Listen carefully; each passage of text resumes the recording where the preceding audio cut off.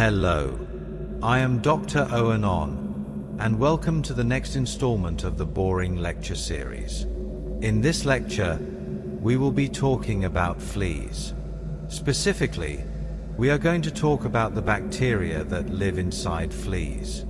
More specifically still, we are going to talk about a study published on January 30th, 2026 in the journal PLOS One, authored by Taylor Ng-Nguyen and colleagues, which characterized the bacterial microbiome of cat fleas collected from flea-infested homes in the Tampa, Florida area. The citation, which you may wish to note down if you are the sort of person who writes things down, is as follows. Jin T, Moore C.O., Tomlinson T, Wilson G, Gray A, Sutherland C, et al.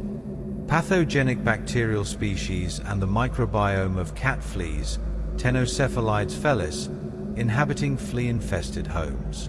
PLOS 1. 2026, 21, 1E0341824. The digital object identifier is https://doi.org/101371/journal pone 0341824. We will proceed now. Before we examine the specifics of this paper, it would be useful to situate ourselves within the broader subject area. The cat flea, known to science as Tenocephalides felis, is a small wingless insect belonging to the order Siphonaphthora. The order Siphonaphthora contains approximately 2,500 described species of fleas, all of which are obligate blood-feeding ectoparasites of mammals and birds. The cat flea in particular has a worldwide distribution and is considered the most common ectoparasite of domestic cats and dogs in many parts of the world. A 2016 study by Thomas and colleagues evaluated the ectoparasite burden of free-roaming domestic cats in the central United States and found that approximately 46.5% of the 673 cats examined were infested with Tenocephalides felis. Another study, examining data from a national veterinary hospital network in the United States, found that between 0.4 and 10.2% of dogs and cats presenting for veterinary care were found to carry fleas at any given time. Other published studies have reported ranges of Tenocephalides felis infestation from 35 to 92.5% of studied animal populations, depending on the geographic region, season, and characteristics of the study population. These are numbers. They have been presented to you. We will continue. The cat flea's life cycle consists of 4 stages: the egg, the larva, the pupa, and the adult.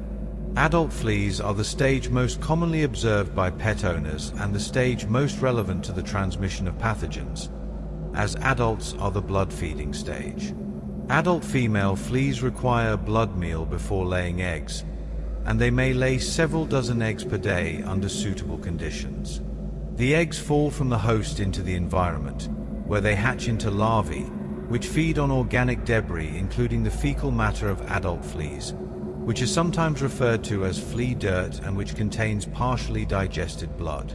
The larvae eventually spin cocoons and enter the pupal stage, from which they emerge as adults.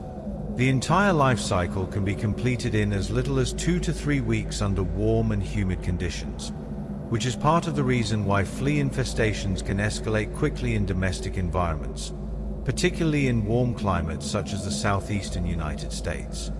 This is the southeastern United States portion of this lecture, or at least it is one of the southeastern United States portions.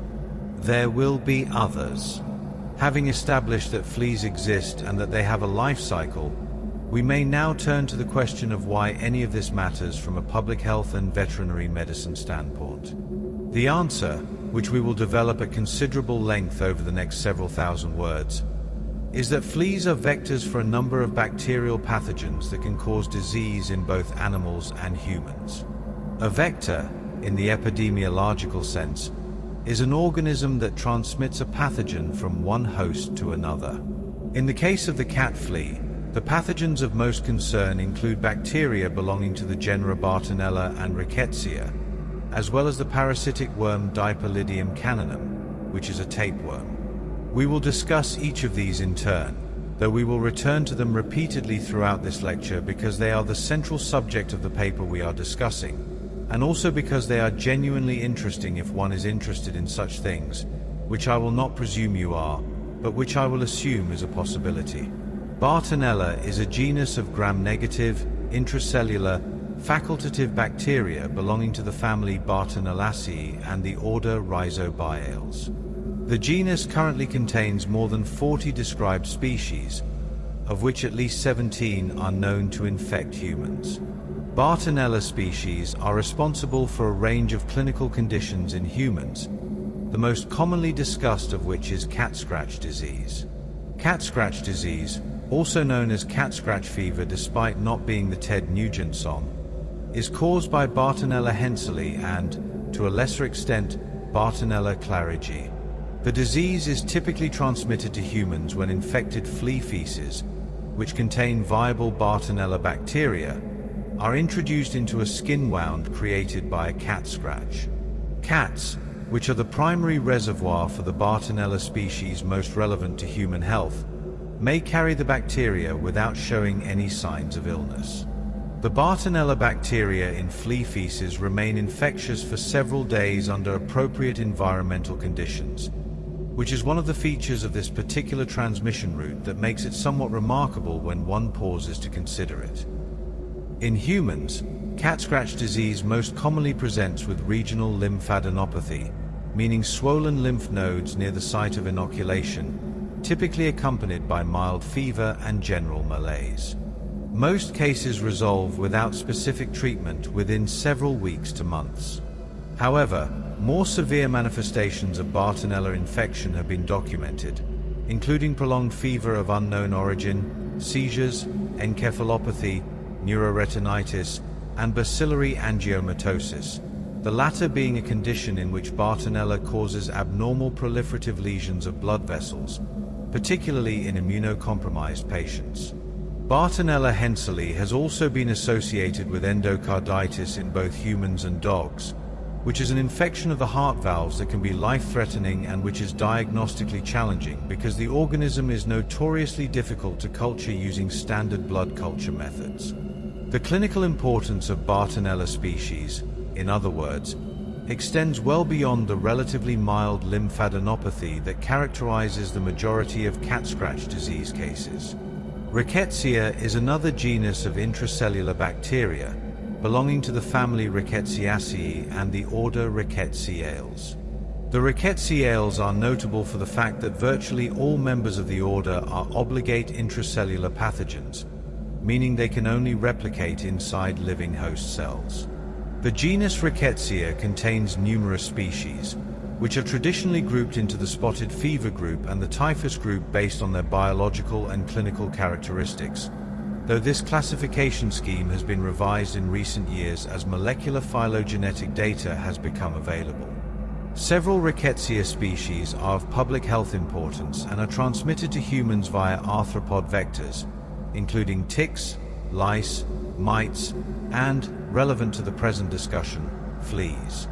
Rickettsia felis, the species most directly relevant to the study we are discussing, is a member of the spotted fever group and is transmitted primarily by cat fleas.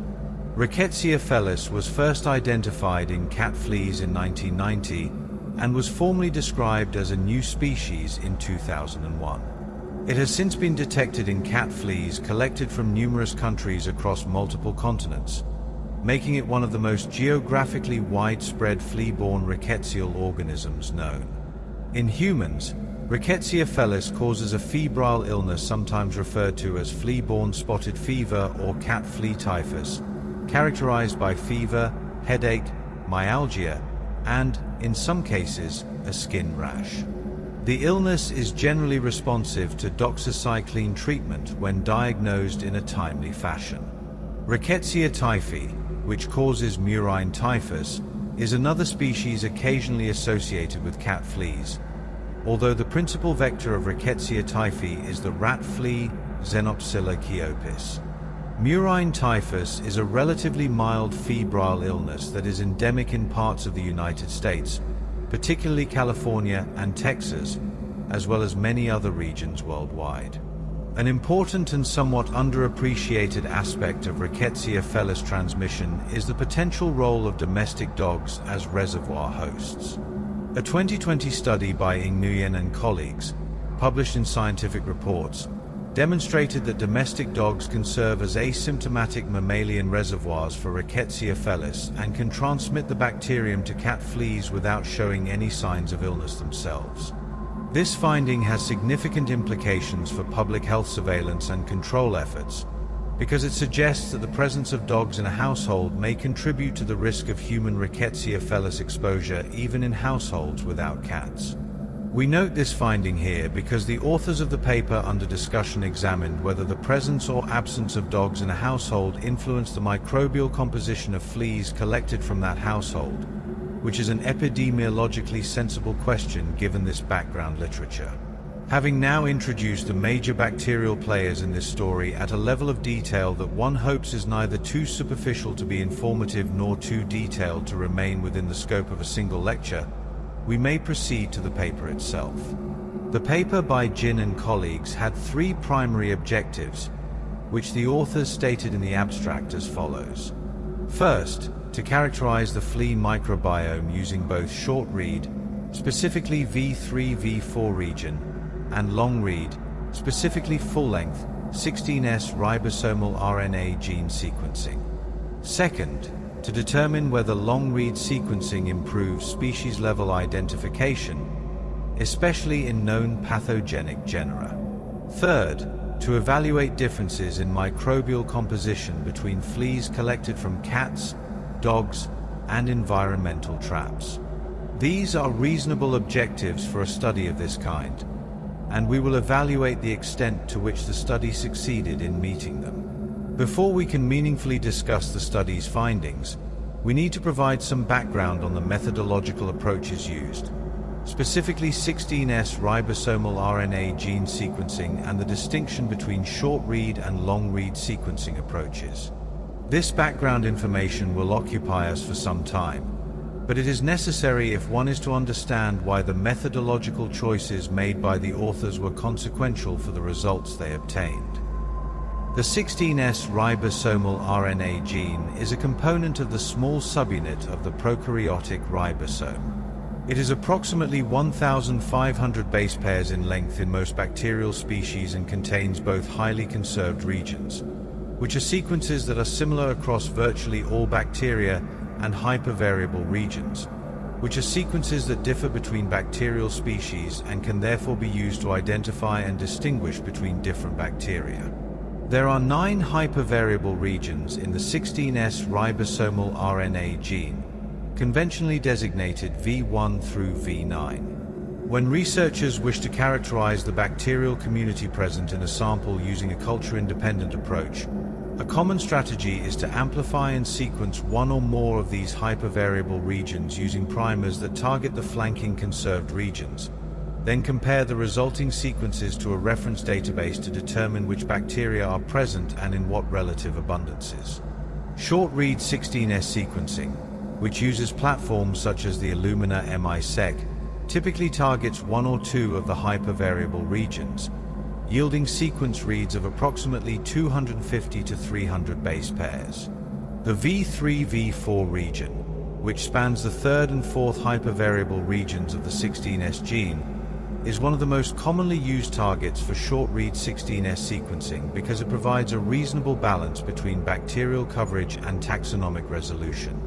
The primary limitation of short-read sequencing of the V3-V4 region is that, while it can generally resolve differences between bacterial genera with reasonable accuracy, it often does not provide sufficient information for reliable species-level identification.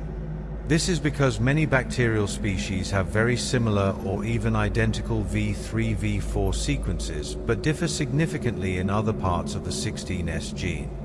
Long-read 16S sequencing, which uses platforms such as the Pacific Biosciences Sequel II instrument, can sequence the entire length of the 16S gene in a single read, yielding sequences of approximately 1,500 base pairs. The full-length 16S sequence contains substantially more information than a short hypervariable region amplicon, and this additional information can in principle enable more accurate species-level identification. The trade-off historically associated with long-read sequencing has been a higher error rate compared to short-read platforms, but the PacBio HiFi sequencing chemistry used in this study, which generates highly accurate consensus reads from circular sequencing of individual DNA molecules, substantially mitigates this concern. The DADA2 software package, which the authors used for sequence data processing, has been validated for use with PacBio HiFi long-read amplicon sequencing data, as described in a methods paper by the DADA2 developers. DADA2, which stands for Divisive Amplicon Denoising Algorithm 2, is a bioinformatic pipeline for processing 16S amplicon sequencing data. It was developed by Benjamin Callahan, who is one of the senior authors of the paper we are discussing, along with colleagues at the University of California, Berkeley.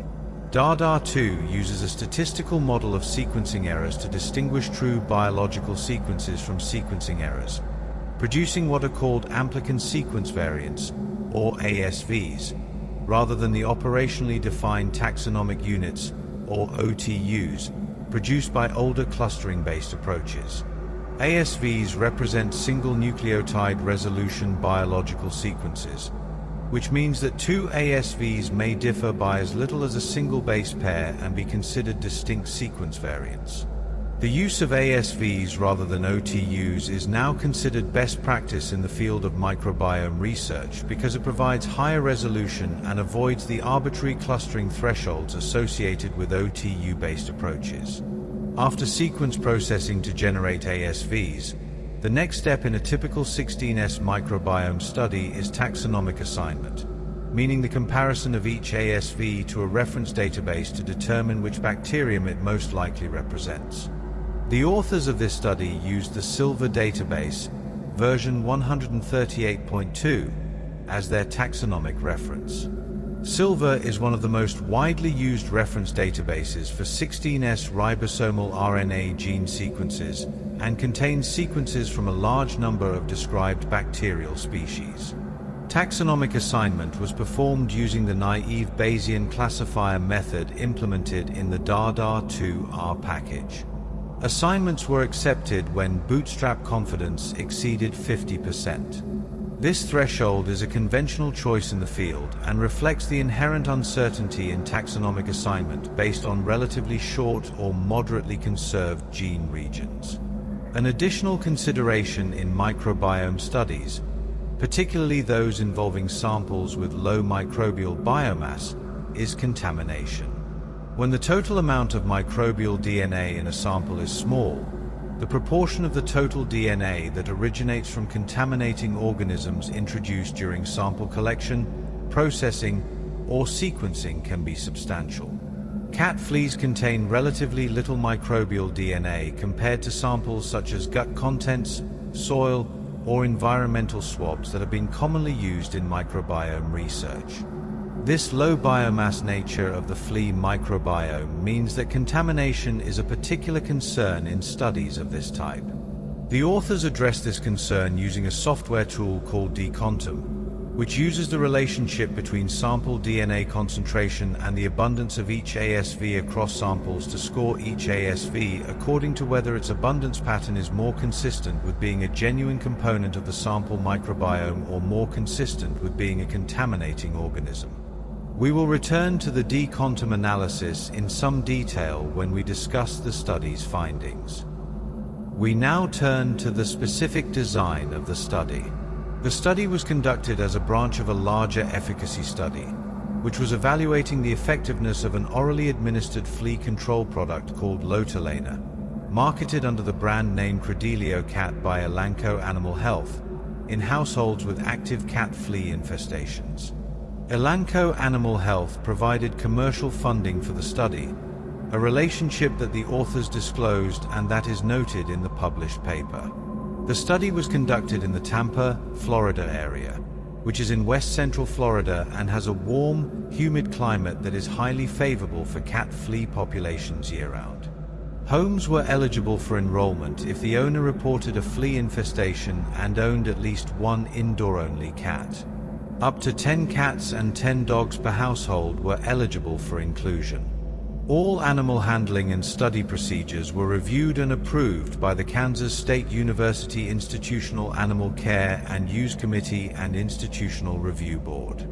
Fleas were collected from 3 sources within each participating household: directly from cats using a standardized flea combing technique, directly from dogs if dogs were present and had more than 9 fleas on them, and from intermittent light traps placed in the home overnight. Flea combing is a standard technique for counting and collecting fleas from companion animals, and the specific protocol used here had been described in prior publications. Light traps exploit the positive phototaxis of newly emerged adult fleas, which are attracted to light sources in their environment before locating a suitable host. Fleas collected from each source were pooled by household and source type, meaning all fleas from a given source in a given household were treated as belonging to the same sample group.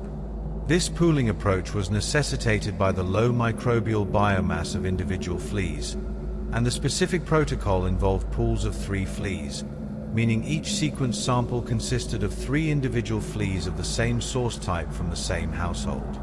All fleas were morphologically identified as Tenocephalides felis by a board-certified veterinary parasitologist before being processed for sequencing.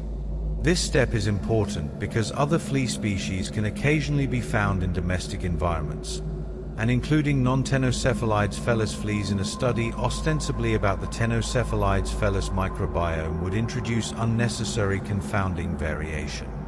The identification was made on morphological grounds rather than molecular grounds, which is the conventional approach for flea identification in field studies. Prior to DNA extraction, each pool of 3 fleas was rinsed to remove surface contaminants. The rinsing protocol involved vortexing the fleas in 95% ethanol, removing the ethanol, and then repeating the process with nucleus-free water. The purpose of this step was to reduce the contribution of environmental bacteria present on the surface of the fleas to the measured microbiome, on the grounds that external surface bacteria are not necessarily representative of the flea's true microbiome. We note, in passing, that the authors acknowledged in the discussion section of their paper that they did not use a bleach-based washing protocol, which has been used in some tick microbiome studies and which may be more effective at eliminating external contamination. This is mentioned not as a criticism but as a point of methodological context. DNA extraction was performed using a bead-beating based protocol using the ZR bashing bead lysis tubes from Zimmo Research, homogenization using the FastPrep 24 Classic system from MP Biomedicals, and purification using the QIAWave DNA blood and tissue kit from Chagan. These are standard commercially available reagents and instruments for microbial DNA extraction from complex samples. 20 negative extraction controls, consisting of empty Eppendorf tubes processed through the same extraction procedure as the flea pools, were included to monitor for reagent contamination. All extracted DNA was stored at -20°C prior to shipment to the University of Wisconsin-Madison Biotechnology Center's DNA sequencing facility, where all sequencing was performed. Short-read sequencing was performed using the Illumina MiSeq platform with paired N300 base pair reads, using a MiSeq 600 base pair version 3 reagent cartridge.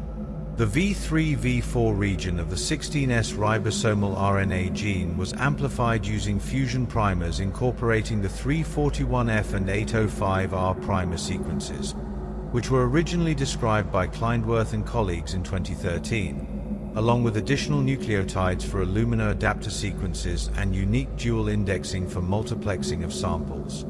Long-read sequencing was performed using the PacBio Sequel2 platform, with a full-length 16S ribosomal RNA gene amplified using the 27F and 1492R primer pair, which targets the region from approximately position 27 to position 1492 in the Escherichia coli 16S ribosomal RNA gene numbering scheme, corresponding to essentially the full length of the gene. Library preparation for the long-read sequencing followed the Pacific Biosciences HiFi library preparation protocol with modifications, including an upfront PCR amplification step using Kappa HiFi Hot Start Redimix from Roche, followed by bead-based purification. The use of two different sequencing approaches on the same set of samples is a notable strength of this study, as it allows for a direct comparison of the information obtained from each method. This is something of a methodological luxury that not all research groups are in a position to afford, and it yields information that is valuable for the field beyond the specific findings about the Tenocephalides felis microbiome, because it provides guidance about which sequencing approach is most appropriate for different research questions. Sequence data processing followed established workflows for each sequencing type. For short-read data, primers were removed using the CutAdapt software tool, followed by quality filtering, error correction, chimera removal, and ASV table generation using the DADA2R package following the standard tutorial workflow.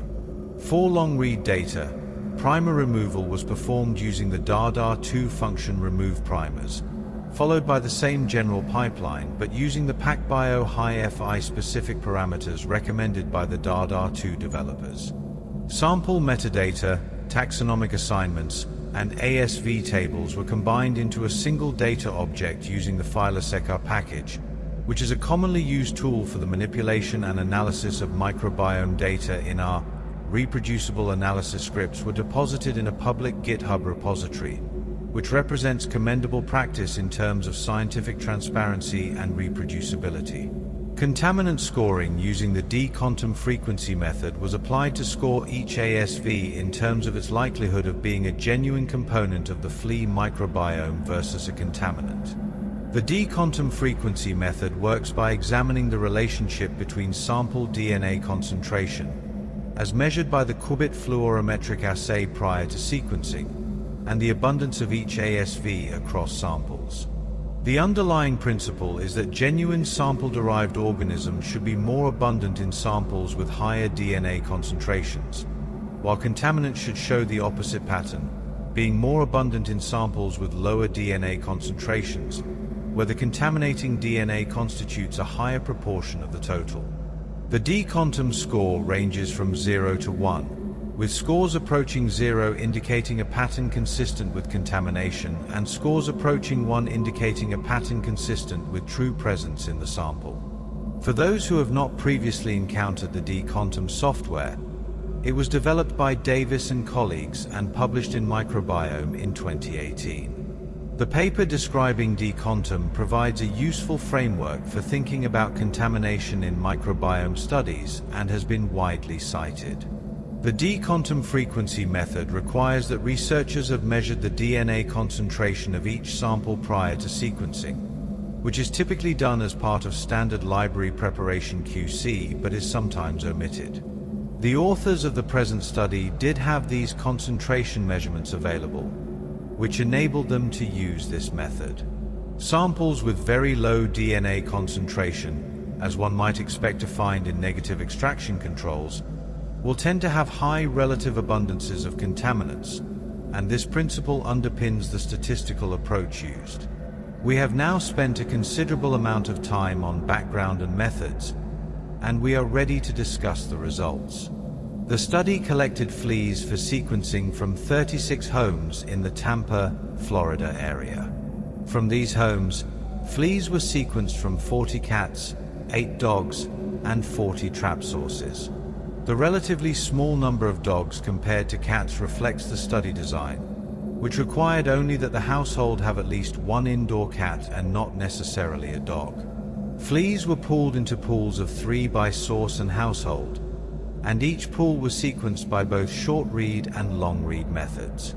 In total, the authors sequenced 74 pools from cats, 25 pools from dogs, and 113 pools from traps.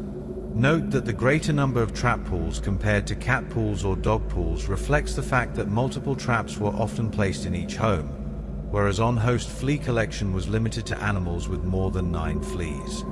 Short-read sequencing produced 9,708,783 total reads, which were processed into 1,401 ASVs. All of these were assigned to the kingdom bacteria, meaning no off-target amplification of non-bacterial sequences was detected in the short-read data. Long-read sequencing initially produced 4,310,036 reads and 2,616 ASVs, but approximately 60% of these ASVs, comprising approximately 20% of the total reads, were identified as off-target amplification of the tenocephalides felis 18S ribosomal RNA gene. The 18S ribosomal RNA gene is the eukaryotic equivalent of the bacterial 16S ribosomal RNA gene and is present in all eukaryotic organisms, including the flea host. The universal bacterial primer pair 27F1492R, while designed to target bacterial 16S, has been documented in other studies to also amplify 18S sequences from eukaryotic hosts, particularly in samples where the host DNA is present in excess relative to microbial DNA. This off-target amplification was presumably detected and identified because the resulting sequences did not match bacterial entries in the Silver database, but instead matched eukaryotic 18S sequences.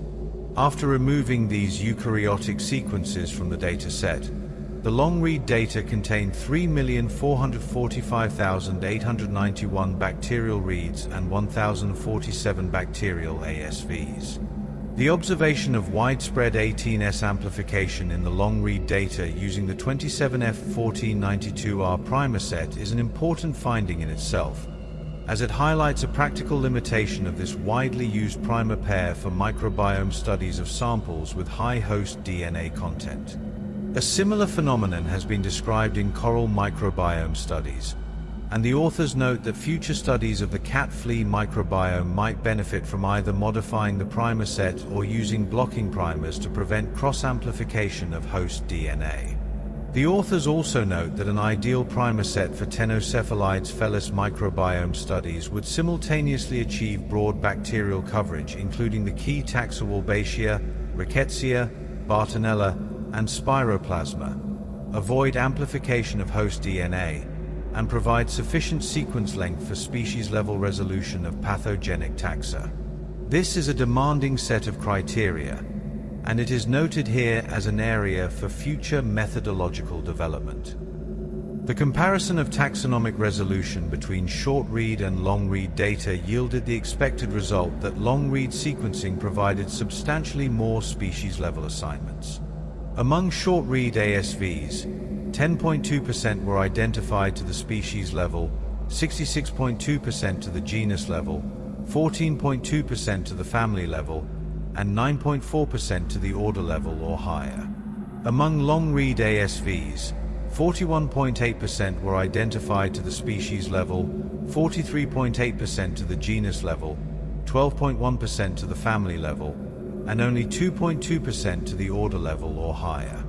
When these proportions were weighted by read abundance, the difference was even more pronounced. 38.4% of long reads were assigned to the species level compared to only 1.7% of short reads. This approximately 22-fold difference in species-level assignment rates illustrates the practical advantages of full-length 16S sequencing for studies that require species-level resolution, while also indicating that even full-length 16S sequencing does not achieve perfect species-level assignment in all cases, likely due to limitations of the reference database and the inherent sequence similarity between closely related species. We come now to the central finding regarding the composition of the tenocephalides felis microbiome. In both the short-read and long-read datasets, the most prevalent and most abundant bacterial genera were Wolbachia, Rickettsia, and Bartonella, which were already known from prior literature to be the dominant members of the cat flea microbiome. This confirmation of prior findings is not without value. It demonstrates that the sampling approach and sequencing methods used in this study are producing results consistent with prior knowledge, which increases confidence in the findings related to less well-characterized components of the microbiome. Wolbachia deserves brief introduction for those who are not familiar with it. Wolbachia is a genus of gram-negative, obligate intracellular bacteria belonging to the family Anaplasmataceae and the order Rickettsiales, making it a relatively close relative of the Rickettsia. Wolbachia are estimated to infect between 40 and 66% of all insect species, making them among the most widespread intracellular bacteria on Earth. In fleas, Wolbachia functions as an endosymbiont, meaning it lives within the cells of its flea host and has a relationship that, in many cases, appears to be obligate or near obligate. The strain of Wolbachia found in Ctenocephalides felis has been described in multiple prior studies and appears to be distinct from those found in other arthropod hosts. Wolbachia in insects can affect host reproduction, induce cytoplasmic incompatibility, cause parthenogenesis, or provide protection against pathogens, depending on the host symbiont pair involved. For Wolbachia in cat fleas, the functional significance of the symbiosis is not fully established, but the consistent and high abundance presence of Wolbachia in the cat flea microbiome across multiple independent studies from different geographic locations and using different laboratory methods leaves little doubt that Wolbachia is a stable, core component of the cat flea microbiome. In the present study, Wolbachia and Rickettsia together accounted for 91.1% of all short reads and 88.3% of all long reads, meaning that these two genera alone accounted for approximately 9/10 of all bacterial sequences detected in the dataset. This level of dominance by two bacterial groups is noteworthy and has been observed in prior Ctenocephalides felis microbiome studies as well. The dominance of Wolbachia in particular is consistent with its role as an obligate endosymbiont, while the dominance of Rickettsia, particularly Rickettsia felis, reflects the high prevalence of this organism in cat flea populations worldwide. Bartonella, the third of the previously established core members of the Ctenocephalides felis microbiome, had a more modest prevalence in this dataset, appearing in 1.9% of short-read samples and 4.3% of long-read samples. Despite this relatively low prevalence, Bartonella was the third most abundant genus in the short-read data and the fourth most abundant in the long-read data. The prevalence figure may seem low at first glance, but it is important to remember that the samples in this study consisted of pools of 3 fleas each, and not all fleas in a household are necessarily infected with Bartonella. The variation in Bartonella prevalence and abundance across flea populations reflects the ongoing transmission dynamics of these bacteria between fleas, cats, and other hosts, and prior research has demonstrated that Bartonella infection rates in fleas can vary considerably depending on the Bartonella seroprevalence in the local cat population. The most novel and arguably the most interesting finding of this study regarding microbiome composition was the identification of Spiroplasma as a candidate fourth core member of the Ctenocephalides felis microbiome. Spiroplasma is a genus of helical, cell wall-lacking bacteria belonging to the class Mollicutes, which also includes the Mycoplasma and Ureaplasma genera. Spiroplasma species are diverse and have been detected in a wide variety of arthropod and plant hosts. Spiroplasma ixodetus, which was a species tentatively identified in this study based on sequence similarity, has been described as a facultative endosymbiont of ticks, though the authors note that the 98.41% nucleotide identity between the Spiroplasma ASV in their dataset and the Spiroplasma ixodetus reference sequence is not sufficient to definitively conclude that the two belong to the same species. The conventional threshold for species-level assignment based on 16S rRNA gene sequence identity is 98.7% or higher, and values below this threshold suggest that the organism may represent a distinct species. In the short-read data, Spiroplasma was almost entirely absent, with a study-wide abundance of only 0.018%. However, in the long-read data, Spiroplasma represented the third most abundant genus at 3% of all reads, a level actually higher than Bartonella in the long-read dataset. The authors concluded that this discrepancy was likely due to primer bias. The V3-V4 primers used for short-read sequencing specifically the 341F primer, had at least 2 mismatches to every Spiroplasma ASV recovered in the long-read data.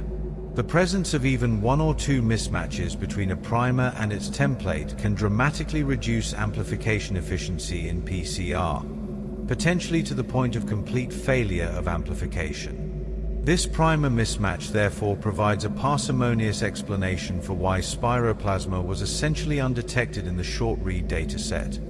It was there all along, but the V3-V4 primers simply could not amplify it efficiently. The decontam analysis provided statistical support for Spiroplasma as a genuine member of the flea microbiome rather than a contaminant.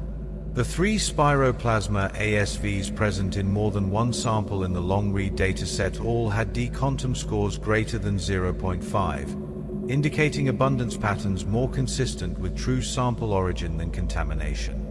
The median decontam score for Spiroplasma ASVs in the long-read data was 0.68, which was effectively equivalent to the median decontam score of 0.66 for Bartonella, a genus that is already well established as a member of the cat flea microbiome. This statistical equivalence between the decontam scores of Spiroplasma and Bartonella is a notable point in favor of including Spiroplasma as a core member.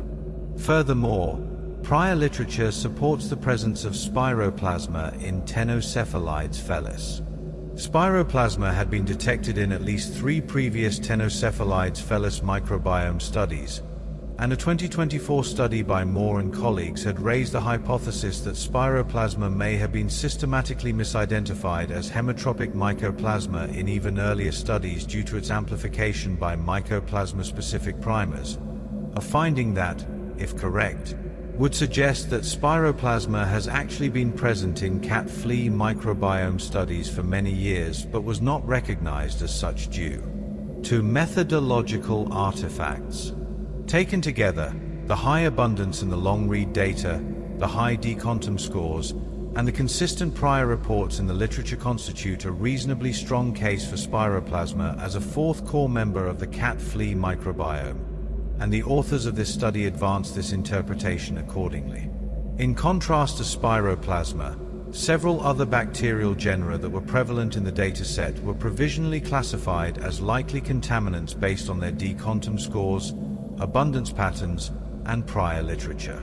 Aphipia and Halomonas, for example, were highly prevalent in the short-read data, appearing in 92% and 68% of samples respectively, but both had very low abundances and median decontam scores of approximately 0.02, indicating strong consistency with contaminant origin. Neither Aphipia nor Halomonas was convincingly detected in the long-read data. Escherichia shigella and Pseudomonas were prevalent in the long-read data but had median decontam scores below 0.5 in both datasets and are commonly reported as reagent or environmental contaminants in low biomass microbiome studies. Enterobacter had moderate prevalence in the short-read data but a decontam score just below the 0.5 threshold, and Klebsiella, while appearing as the 5th most abundant genus in the long-read data, was found in only one of the 212 long-read samples, a vanishingly low prevalence that makes it essentially impossible to assess whether it is a genuine component of the flea microbiome. Corynebacterium occupies an interesting intermediate position in the decontam analysis.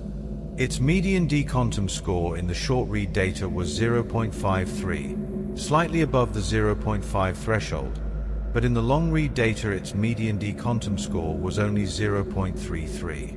Corynebacterium species are common inhabitants of the skin and mucous membranes of mammals, making them plausible skin-derived contaminants at the time of flea collection. But Corynebacterium has also been detected in prior Ctenocephalides felis sequencing studies even after ethanol washing of the fleas, which raises the possibility that some Corynebacterium represents ingested skin bacteria rather than external contamination. The specific species tentatively identified in this study was Corynebacterium falcinii, based on a blast search of the full-length 16S sequence, with 97.5% nucleotide identity to known Corynebacterium falcinii reference sequences. The authors identified Corynebacterium as warranting further investigation rather than definitively classifying it as either a genuine microbiome member or a contaminant. The other candidate taxon warranting further investigation was a member of the family Neissereaceae, which was represented by a single long-read ASV designated ASV7. The best blast hit for this ASV was Snodgrassella olvi, but the identity was only 93.6%, which is well below the conventional threshold for species-level assignment and indeed below the threshold commonly used for genus-level assignment in 16S-based studies. Snodgrassella olvi is a known member of the gut microbiome of honeybees and bumblebees, where it plays a role in the maintenance of the gut microbial community. The detection of a Snodgrassella-related organism in cat fleas has been reported in at least one prior Ctenocephalides felis microbiome study, though its identity and significance remain unclear.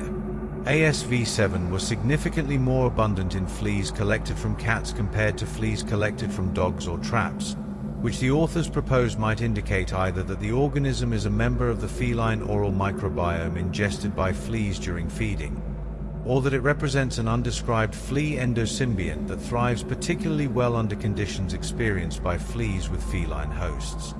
Both hypotheses remain speculative in the absence of further experimental data. We turn now to the species-level characterization of Rickettsia and Bartonella in the long-read data set, which was one of the primary motivations for using full-length 16S sequencing in this study. There were 61 long-read ASVs identified as Rickettsia using the naive Bayesian classifier with the Silver database. Of these, the Silver-based assignment could classify only 14 to the species level, identifying 8 as Rickettsia assembonensis and 6 as Rickettsia japonica. However, Rickettsia japonica has not previously been identified in North America, and a blast search of the sequences assigned to Rickettsia japonica yielded close matches to multiple rickettsial species rather than a clear single best match, suggesting that the Silver-based assignment was unreliable for these particular sequences. To resolve this ambiguity, the authors took the additional step of constructing a maximum likelihood phylogenetic tree based on full-length 16S rRNA gene sequences extracted from all available Rickettsia genome assemblies in the NCBI database, totaling 501 assemblies as of November 5, 2024. The Rickettsia ASVs from the study were then placed into this reference phylogeny by identifying their closest phylogenetic relatives based on pairwise branch length calculations. This phylogenetic approach represents a more sophisticated and in principle more accurate method of species assignment than simple database comparison, because it takes into account not just the similarity between a query sequence and a named reference sequence, but also the evolutionary relationships among reference sequences. Using the phylogenetic approach, 43 of the 61 Rickettsia ASVs were identified as belonging to the Rickettsia felis clade, and the remaining 18 were identified as belonging to the Rickettsia tillamookensis clade. Rickettsia tillamookensis is a species of relatively recent description, first formally named in 2017, and is known to be associated with the western black-legged tick, Ixodes pacificus, in North America. Its detection in cat fleas in Florida, if confirmed, would represent an interesting finding in terms of the geographic and host range of this species, though the authors are appropriately cautious in their interpretation given the inherent limitations of 16S-based species identification for closely related rickettsial species.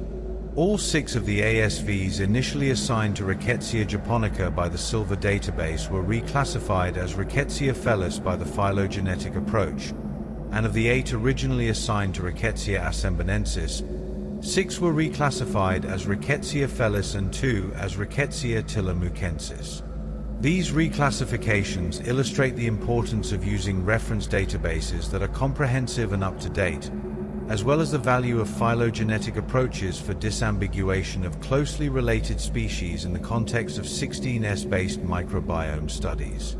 Rickettsia felis is the expected dominant rickettsial species in Ctenocephalides felis based on prior literature, and its identification here as the most common rickettsia in the dataset is consistent with that expectation.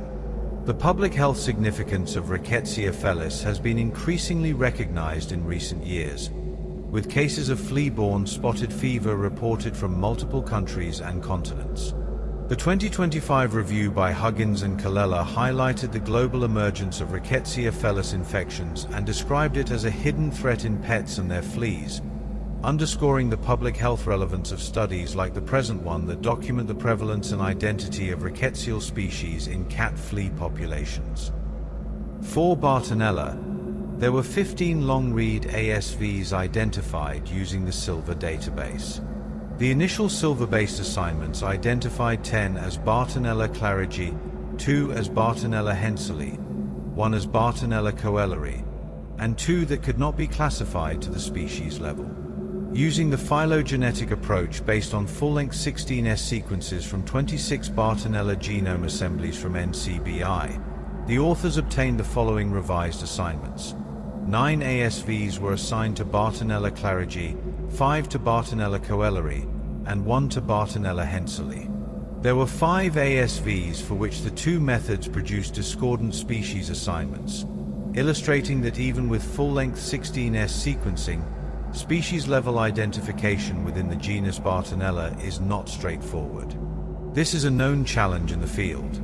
Prior research has documented that Bartonella species identification often requires the use of multiple genetic loci rather than the 16S ribosomal RNA gene alone, and the authors note that future studies focusing specifically on Bartonella species identification would benefit from targeting additional gene loci with higher discriminatory power, such as GLTA, FTSZ, RibC, or RPOB.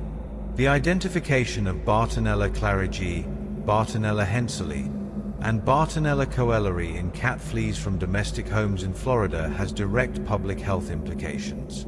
All 3 species have been associated with human disease. Bartonella clarigii is one of the causative agents of cat scratch disease, producing lymphadenopathy, fever, and skin lesions in immunocompetent individuals and more severe manifestations in those with compromised immunity. Bartonella henseli is perhaps the best characterized of the 3, being the most commonly identified Bartonella species in cases of cat scratch disease and also one of the most frequent causes of culture-negative endocarditis in humans and dogs. The association of Bartonella henseli with bacillary angiomatosis and pileosis hepatis, particularly in HIV-positive individuals, is well documented in the medical literature and reflects the significant pathogenic potential of this organism in the setting of immunosuppression.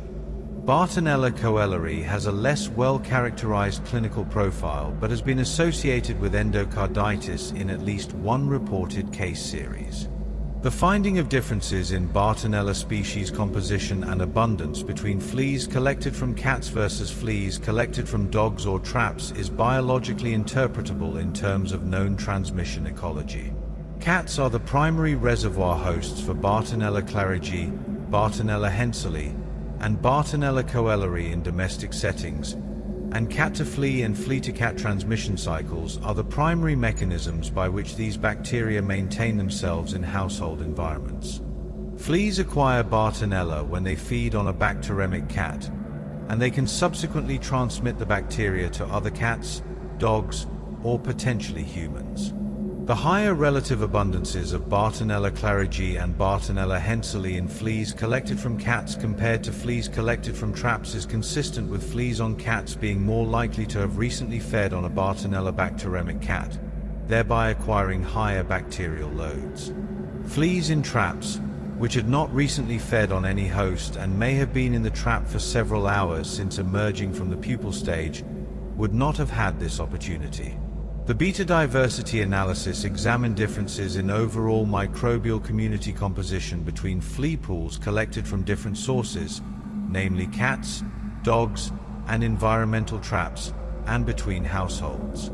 Beta diversity is a measure of the differences in microbial community composition between samples, as distinct from alpha diversity, which measures the diversity within a single sample.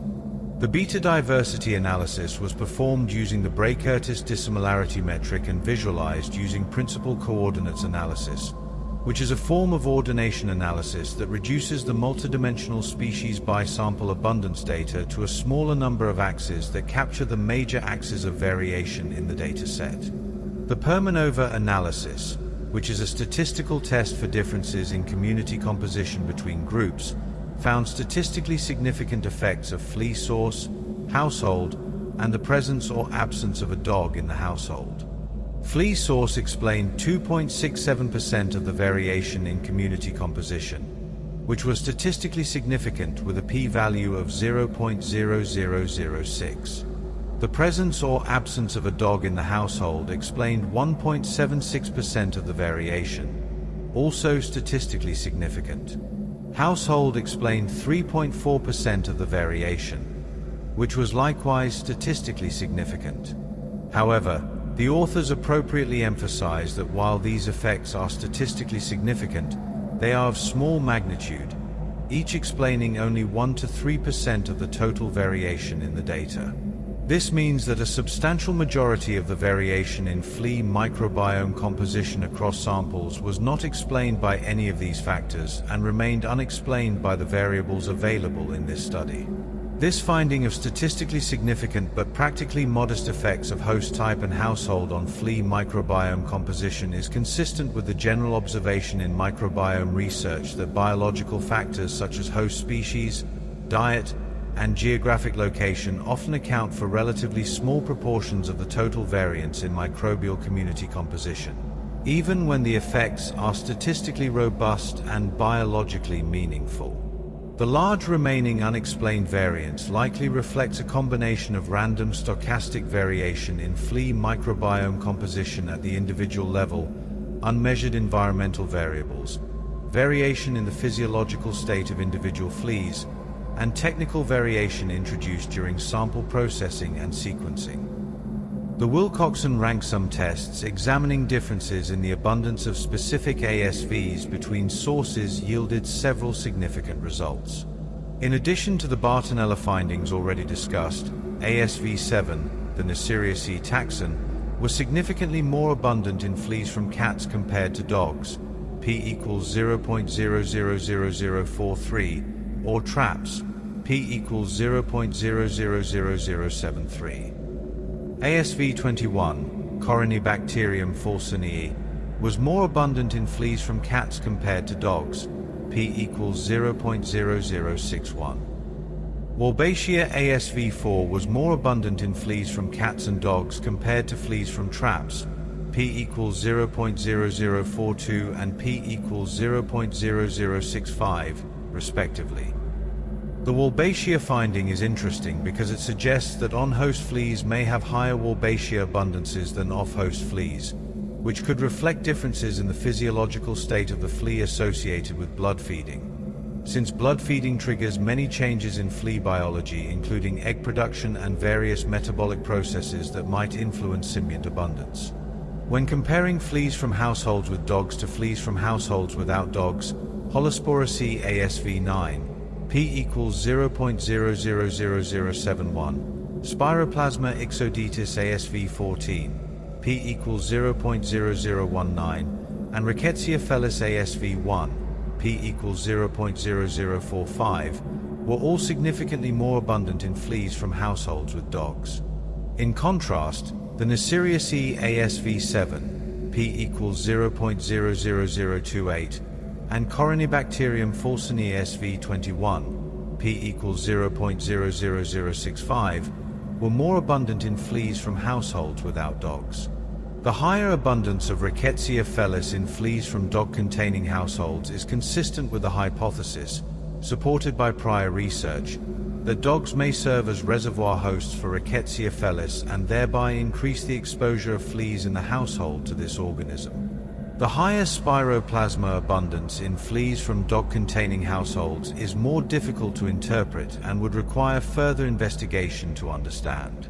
Several limitations of this study warrant acknowledgement, and the authors discuss them with reasonable frankness. The use of pooled samples, involving 3 fleas per pool rather than individual fleas, prevents any assessment of individual level variation in flea microbiome composition. This is a common practical compromise in microbiome studies of low biomass samples, but means that questions about the distribution of microbiome composition across individual fleas within a household or animal cannot be addressed. The study also lacked positive controls for the sequencing run, which would have allowed assessment of amplification bias and cross-contamination between samples. The ethanol washing protocol used to reduce external contamination is less stringent than the light bleach washing protocol used in some tick microbiome studies, which may mean that some portion of the detected bacteria represents surface contamination rather than internal flea microbiome members. The thresholds used to define candidate microbiome members, specifically relative abundance greater than 0.001 and prevalence greater than 0.10, are not universally agreed upon criteria, and the authors acknowledge that different threshold choices could have led to different conclusions about which taxa to classify as candidate microbiome members. Despite these limitations, the study makes several contributions to the literature that are worth summarizing. It provides a comprehensive characterization of the Tenocephalides felis microbiome from a large number of samples collected from real domestic environments rather than laboratory colonies, which is important because laboratory-reared fleas may have microbiomes that differ substantially from those of field fleas due to the absence of natural host exposure and environmental variation. It demonstrates that long-read 16S sequencing provides substantially improved species-level classification compared to short-read V3-V4 sequencing, though it also shows that even full-length 16S sequencing is not infallible and that customized bioinformatic approaches such as phylogenetic placement may be needed for reliable species assignment in genera with closely related members. It presents evidence supporting the inclusion of Spiroplasma as a fourth core member of the Tenocephalides felis microbiome, which if confirmed would be a meaningful addition to the standard description of this organism's microbial ecology. And it documents the presence of multiple human pathogenic Bartonella and Rickettsia species in fleas from ordinary domestic homes, reinforcing the public health message that flea infestations in households with cats and dogs represent a genuine, if often underappreciated, health risk. The public health implications of this study are worth restating clearly, even at the risk of repetition that listeners to the boring lecture series may by now have come to expect. Cat fleas in homes where cats and dogs reside harbor multiple bacteria that can cause serious illness in humans. Rickettsia felis causes febrile illness.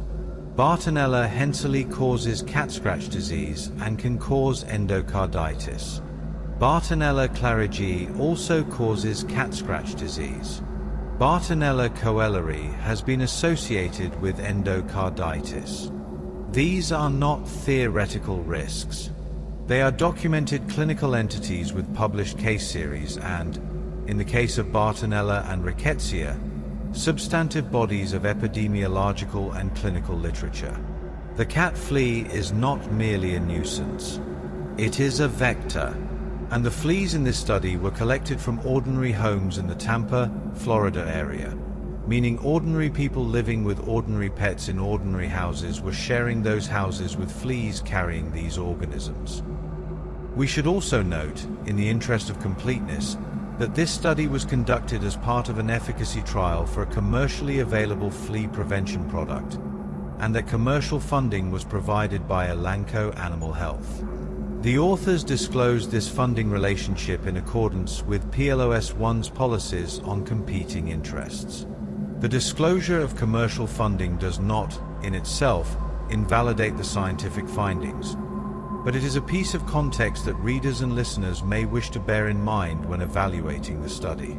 The study data are available in the NCBI Sequence Red Archive under accession number PRJNA 1200765, and the analysis scripts are available on GitHub, both of which are consistent with contemporary standards of open science practice. Before concluding, it may be useful to briefly situate this study within the broader landscape of cat flea microbiome research, of which there have been perhaps 15 to 20 published studies over the past decade and a half. Early studies using clone library sequencing or first-generation high-throughput sequencing established the dominance of Wolbachia, Rickettsia, and Bartonella in the cat flea microbiome and identified various other bacterial taxa in smaller proportions.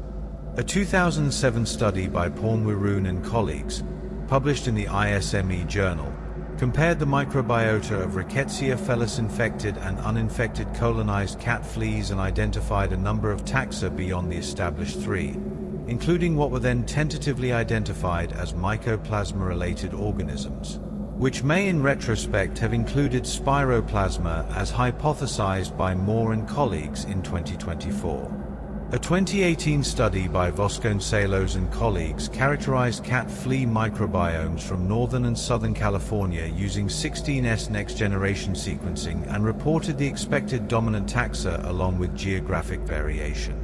Studies from Europe, Africa, and Asia have similarly reported the consistent presence of Wolbachia, Rickettsia, and Bartonella as the dominant members, though with variation in the specific species and their relative abundances.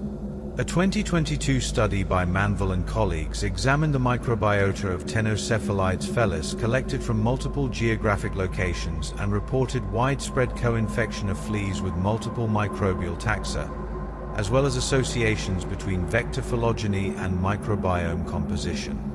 A 2023 study by Matt He and colleagues examined the microbiome of cat fleas from South Africa and identified Spiroplasma as a notable component, consistent with the findings of the present study.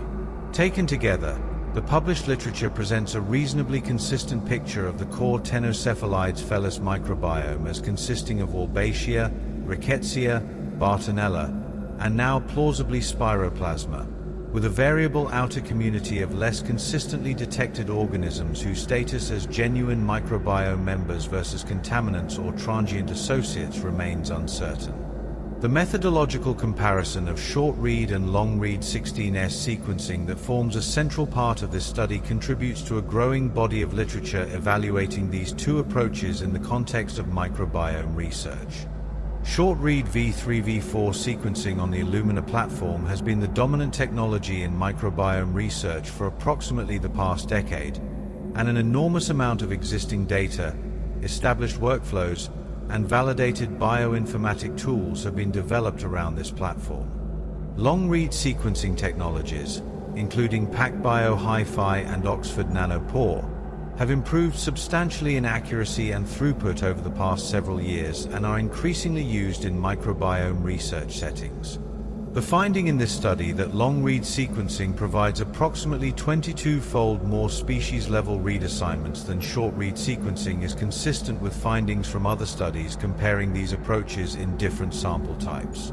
The finding that primer choice can dramatically affect which organisms are detected, as illustrated by the absence of Spiroplasma in the V3-V4 data due to primer mismatches, is also consistent with prior observations about primer bias in 16S sequencing studies and serves as a reminder that the choice of primers is a consequential decision that can substantially influence the conclusions drawn from a microbiome study.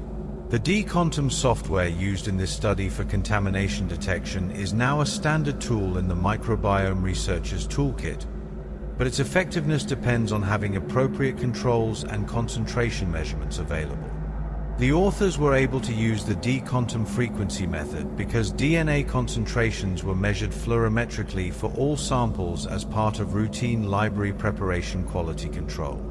Researchers who do not routinely measure DNA concentrations prior to sequencing would not have this option available to them, which underscores the importance of including appropriate controls and measurements in the study design rather than relying entirely on post-hoc computational approaches to address contamination. The D-Quantum package also implements a prevalence-based method that uses the presence or absence of taxa in negative controls to identify contaminants, and the authors note that future studies could improve upon their methods by including both types of negative controls, enabling comparison of the frequency-based and prevalence-based D-Quantum methods across sequencing types. There is perhaps one more topic that warrants discussion before we conclude, and that is the question of what practical actions pet owners, veterinarians, and public health professionals might take in light of the findings of this study and the broader literature it represents? The answer, perhaps unsatisfying in its simplicity, is that effective flea prevention in companion animals remains the most straightforward and effective intervention for reducing the risk of flea-borne disease transmission in domestic settings. Multiple effective flea prevention products are available in veterinary medicine, including topical and oral formulations with different active ingredients and durations of action. Year-round flea prevention is generally recommended by veterinary parasitologists, particularly in geographic regions with warm climates where flea populations are active throughout the year, such as Florida, the state in which this study was conducted.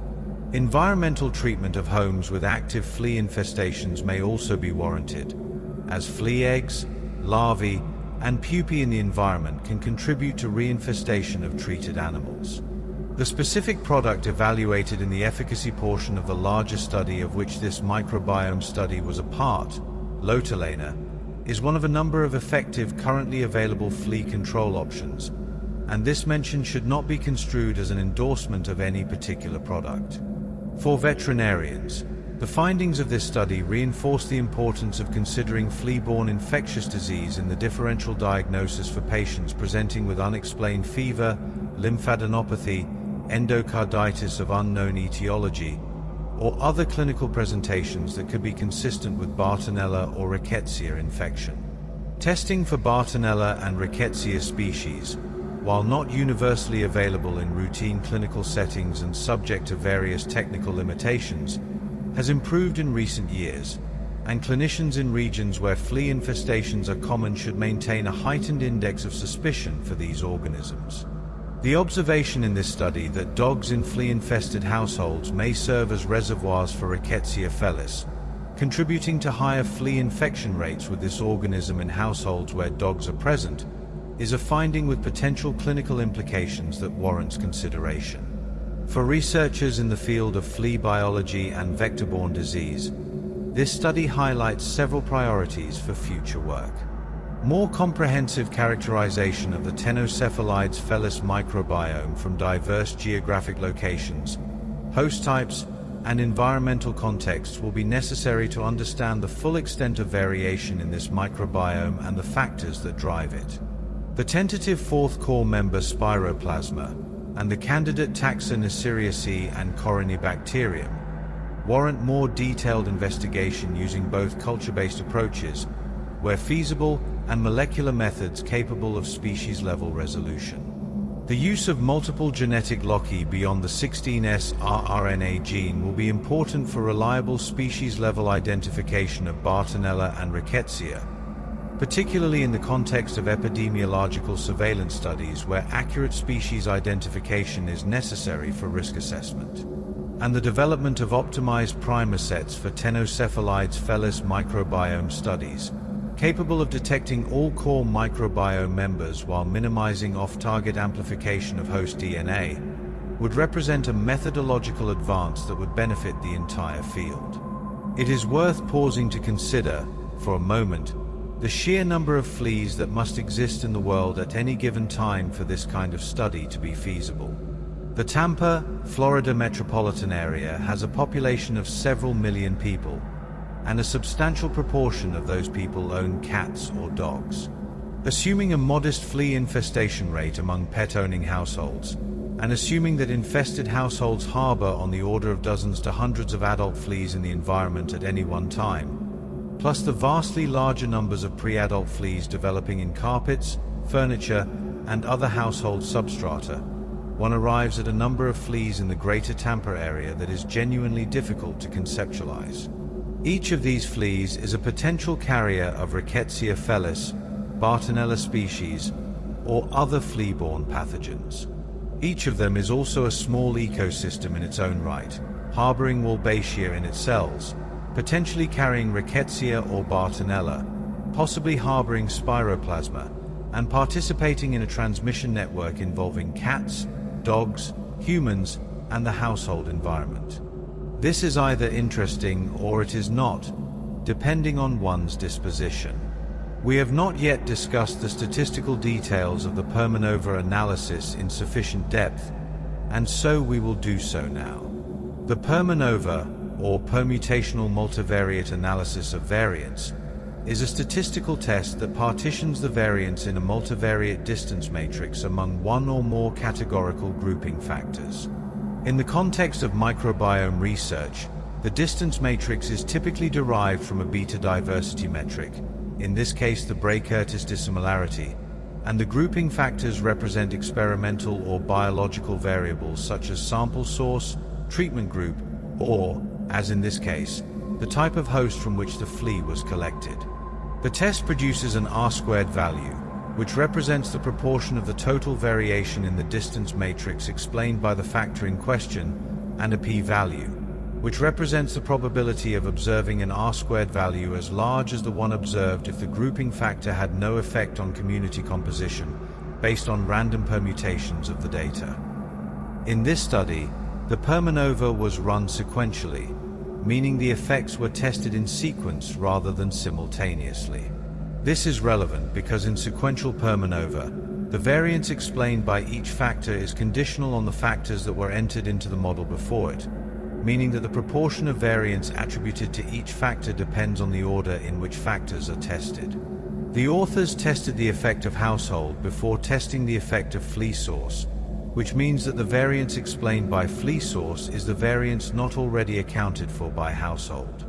This is a conservative approach in the sense that it attributes the maximum possible variance to household before estimating the contribution of flea source, which is appropriate given that fleas from the same household share an environmental context that might make them more similar to each other than to fleas from other households, regardless of whether they were collected from a cat, dog, or trap. The constraint of permutations within households, implemented using the strata argument in the Adonis-2 function from the vegan R package, was an important methodological detail.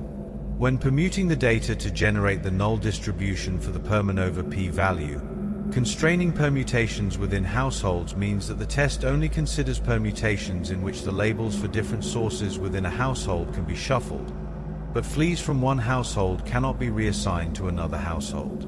This is appropriate because the standard Permanova assumes that all samples are exchangeable under the null hypothesis, and samples from the same household are clearly not fully exchangeable with samples from other households due to the shared household environment.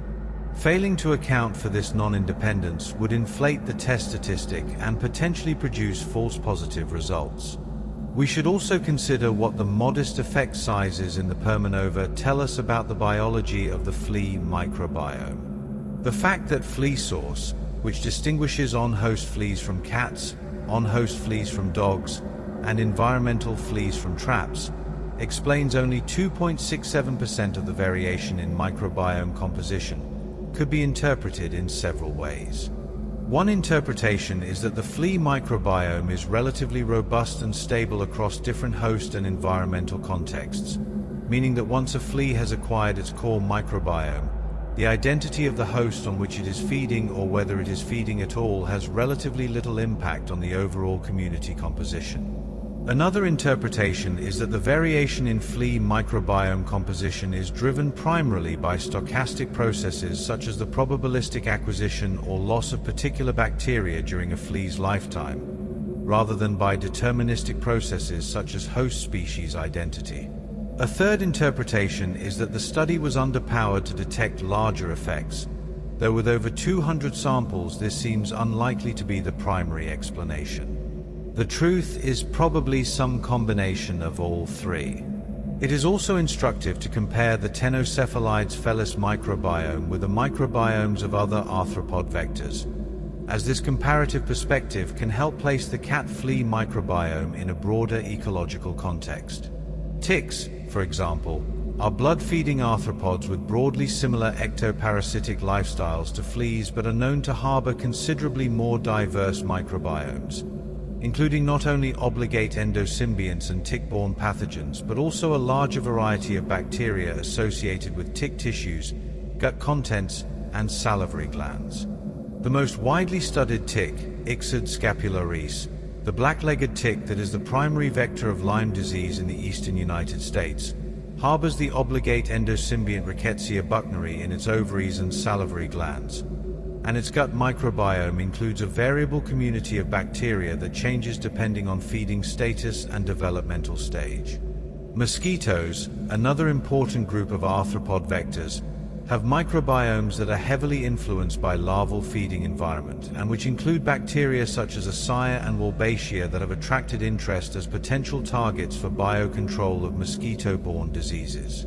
The relatively low microbiome diversity of the cat flea, dominated as it is by just 2 genera accounting for roughly 90% of reads, may reflect several factors. The obligate intracellular lifestyles of both Wolbachia and Rickettsia limit their ability to replicate in the flea gut or on the flea surface in the same way that free-living bacteria might, meaning that the ecological niches available to other bacteria may be relatively constrained. The flea's blood-only diet also limits the diversity of nutrients available to potential gut microbiome members, as blood is a nutrient-rich but compositionally narrow food source. Additionally, the cat flea's limited geographic and host range, compared to more generalist arthropods, may reduce the frequency of encounters with novel bacterial taxa that could join the microbiome. We have mentioned the Silver reference database several times in the course of this lecture without explaining what it is in any detail, and this seems like an oversight that should be corrected. Silver, which stands for nothing in particular and is simply the Latin word for forest, is a comprehensive database of ribosomal RNA gene sequences maintained by researchers at the Max Planck Institute for Marine Microbiology and the Jacobs University Bremen in Germany. It contains aligned and quality-checked sequences of small subunit and large subunit ribosomal RNA genes from bacteria, archaea, and eukaryotes. Version 138.2 of Silver, which is the version used in this study, was released in 2022 and contains over 9 million 16S sequences assigned to hierarchical taxonomic lineages. The database is updated periodically as new sequences are deposited in public repositories and new taxonomic revisions are incorporated.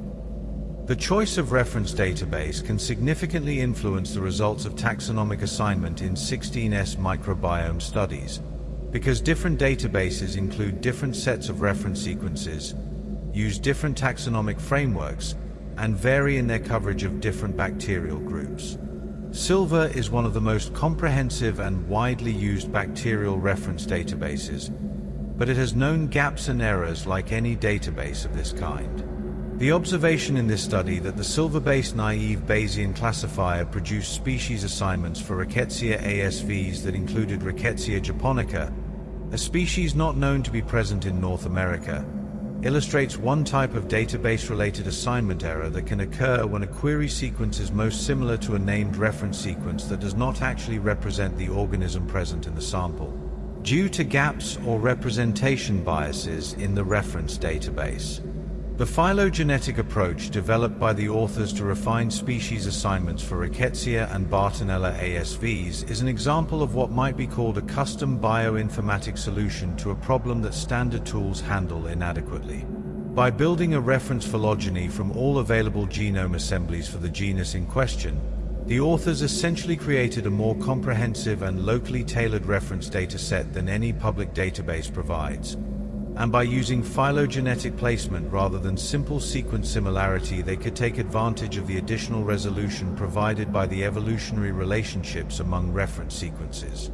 This approach is more computationally demanding than database comparison and requires access to a sufficient number of reference genome assemblies. But it is increasingly feasible as genomic databases continue to grow and as computational resources become more accessible to the research community.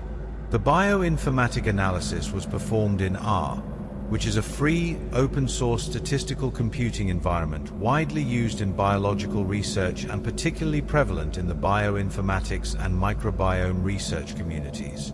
The primary R packages used include DAR-DAR2 for sequence processing, Filosec for data management and analysis, Vegan for the Permanova statistical test, and dQuantum for contamination scoring.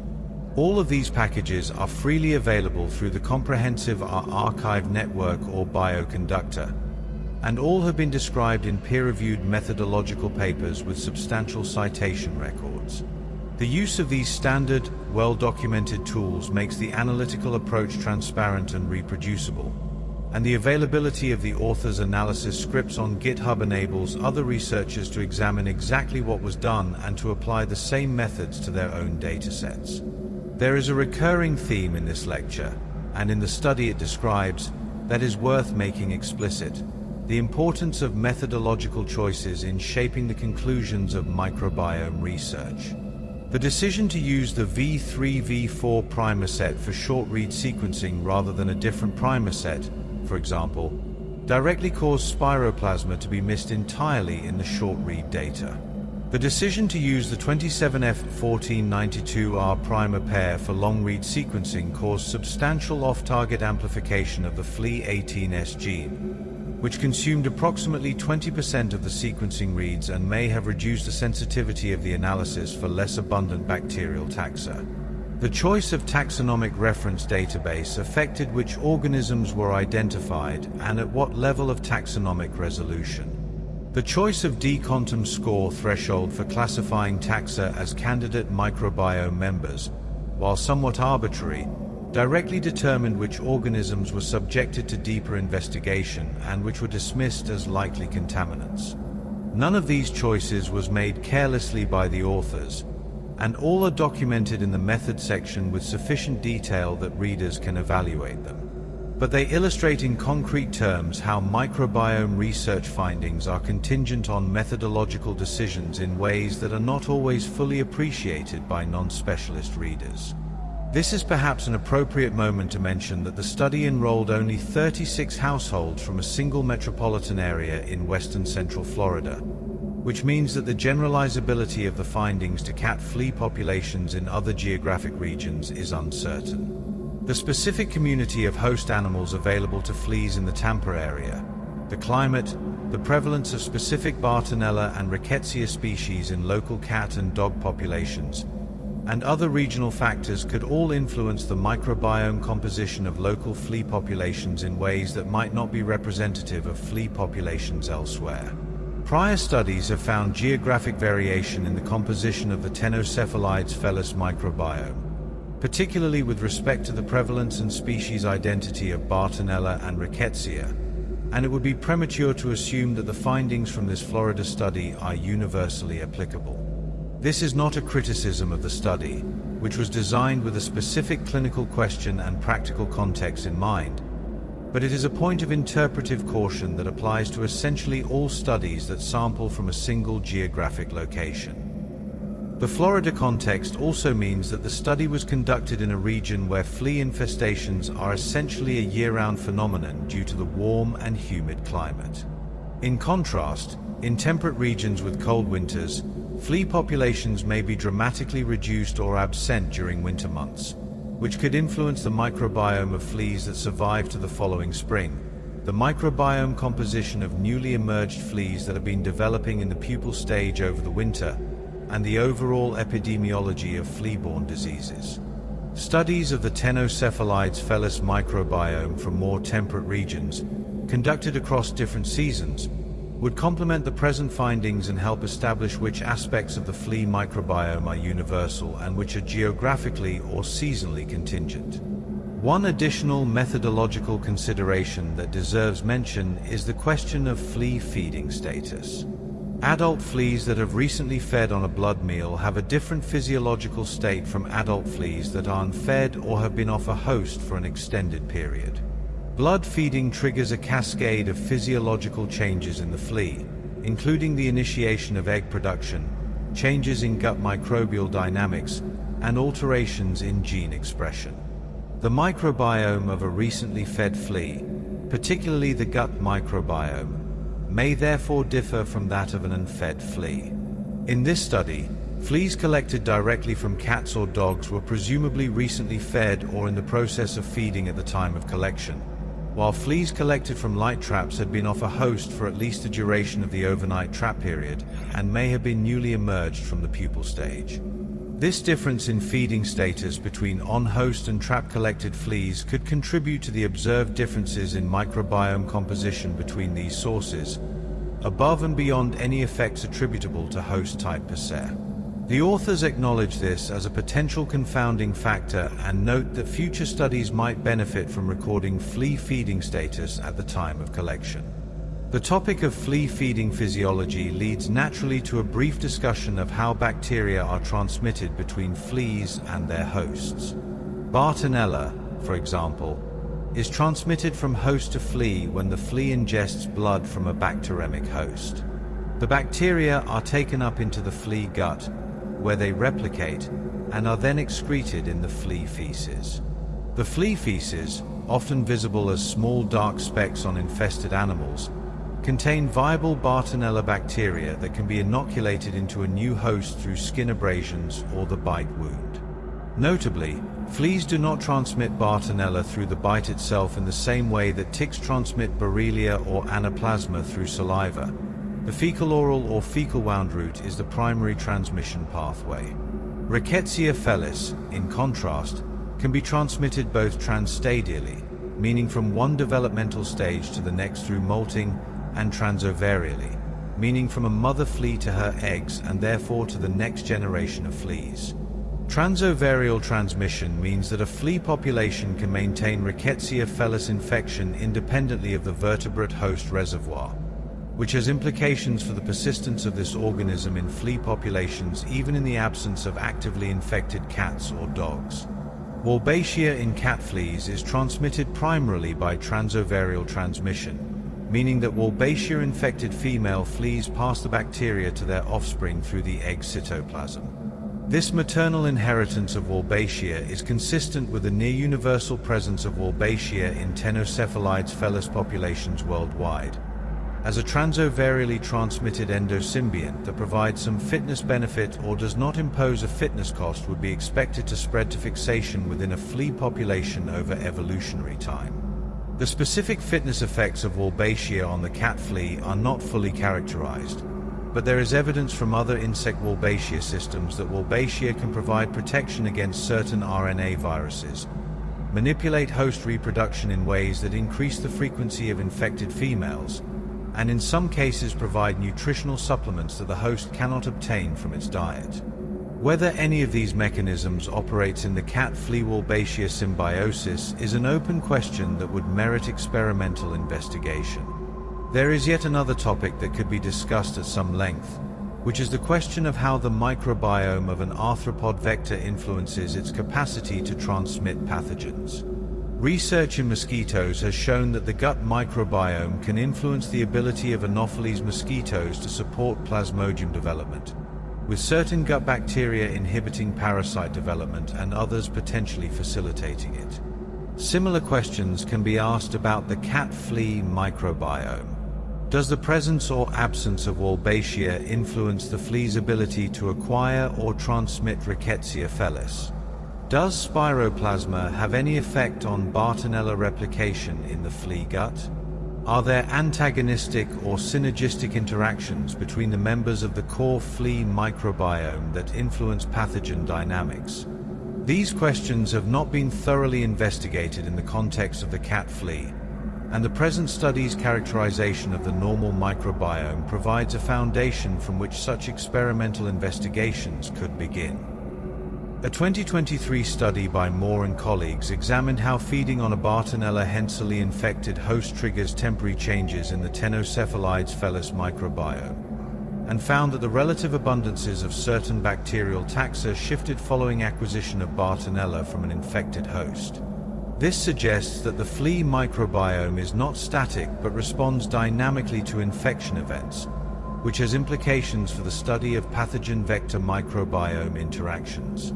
The study by Moore and colleagues used laboratory colony fleas rather than field-collected fleas, which limits its direct comparability with field studies such as the present one, but it demonstrates the feasibility of experimental manipulation of the flea microbiome and the dynamic nature of microbial community composition in response to infection. It would be remiss, in a lecture of this kind, not to say a few words about the broader epidemiology of flea-borne diseases in the United States and globally. Murine typhus, caused by Rickettsia typhi and transmitted primarily by the rat flea Xenopsilla chiopis but also by Tenocephalides felis under certain conditions, is endemic in parts of Texas, California, and Hawaii in the United States, as well as in many tropical and subtropical countries. The disease typically presents as a febrile illness with headache and rash and is often misdiagnosed as a viral illness due to the nonspecific nature of its early symptoms. A study from Los Angeles County documented typhus-like Rickettsia in cat fleas collected from opossums, illustrating the urban wildlife dimension of flea-borne rickettsial disease transmission. Flea-borne spotted fever due to Rickettsia felis has been reported from multiple continents, including Europe, Africa, Asia, and Australia, with the first probable Australian cases reported in 2011. In Africa, Rickettsia felis has been suggested as a significant cause of febrile illness in regions where it was previously unrecognized, raising questions about the extent to which flea-borne rickettsiosis are underdiagnosed in general clinical practice. Cat scratch disease, caused by Bartonella henselae and Bartonella clarigii, affects an estimated 12,000 to 22,000 patients per year in the United States, based on data from the pre-antibiotic era and more recent seroepidemiological surveys, though these figures are likely underestimates due to underreporting and misdiagnosis. The majority of cases are mild and self-limiting, but approximately 11% of patients require hospitalization, and the disease causes approximately 2 to 6% of all cases of peripheral lymphadenopathy evaluated in clinical settings. The incidence of cat scratch disease is highest in the southeastern United States, which is consistent with the higher year-round flea burden in this region, and is also higher in children, who are more likely to engage in the types of rough play with cats that result in scratches or bites. The seasonal variation in cat scratch disease incidence, with cases peaking in autumn and early winter in the United States, has been attributed to the increase in new kittens and puppies adopted at the end of the summer, along with the persistence of flea populations into the autumn months. Bartonella endocarditis, though less common than the lymphadenopathy form of cat scratch disease, is arguably the most clinically serious manifestation of Bartonella infection, carrying a mortality rate that varies depending on the study but is generally in the range of several percent, and a high rate of surgical intervention for valve replacement. Bartonella species account for approximately 3% of all endocarditis cases in some series, but they are disproportionately represented among cases of culture-negative endocarditis, the category of endocarditis in which no causative organism is identified by routine blood culture. This is because Bartonella is fastidious, grows slowly, and does not survive well in standard blood culture media, making it easily missed by the standard diagnostic workup for endocarditis. Specialized serological testing, or PCR, of excised valve tissue may be required for diagnosis. Given the underdiagnosis of Bartonella endocarditis and the prevalence of cat fleas in environments shared by cat and dog-owning households, it is likely that some cases of unexplained culture-negative endocarditis are attributable to flea-vectored Bartonella species. We have now covered the main findings, methods, and implications of the study with what we hope has been adequate thoroughness. Let us briefly revisit the three original objectives of the study and assess the extent to which each was met. The first objective was to characterize the flea microbiome using both short-read V3, V4 and long-read full-length 16S sequencing. This objective was fully met. The study provides a detailed characterization of the microbiome by both methods, including prevalence and abundance data for all detected taxa and a systematic evaluation of which taxa represent genuine microbiome members versus contaminants. The second objective was to determine whether long-read sequencing improves species-level identification in known pathogenic genera. This objective was also met, with the qualification that the improvement was real but imperfect.